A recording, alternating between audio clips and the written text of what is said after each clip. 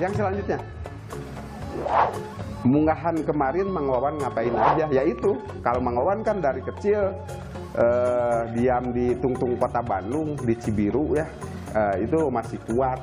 Itu biasanya kalau menjelang Ramadan itu biasanya munggahan itu kumpul sama keluarga, nadrang atau ziarah kubur. Kemudian ada yang disebut dengan apa yang namanya diangir kuramas. Jadi upami bade sasi saum teh kedah dikuramas. Oke, yang selanjutnya. Tradisi yang muncul di bulan Ramadan.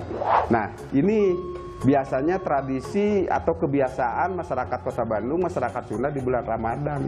Nah, biasanya masyarakat Sunda atau masyarakat Bandung di saat bulan Ramadan ini ada kebiasaan-kebiasaan yang muncul. Contoh, ada ngabuburit.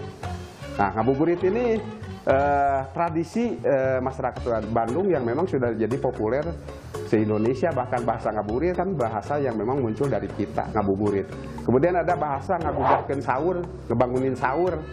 Jadi ngabangunkeun sahur teh terus jadi bagian juga di masyarakat Kota Bandung. Upami bade sahur teh digugahkeun dengan alat-alat kesenian. Upami di Cibiru mah di timur Kota Bandung ada yang disebut dengan kesenian reak, patrol, musik patrol.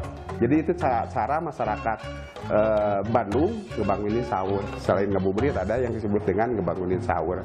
Dan masih banyak lagi itu kebiasaan-kebiasaan yang muncul di bulan Ramadan. Selanjutnya, aktivitas ngabuburit saat Mang Wawan kecil.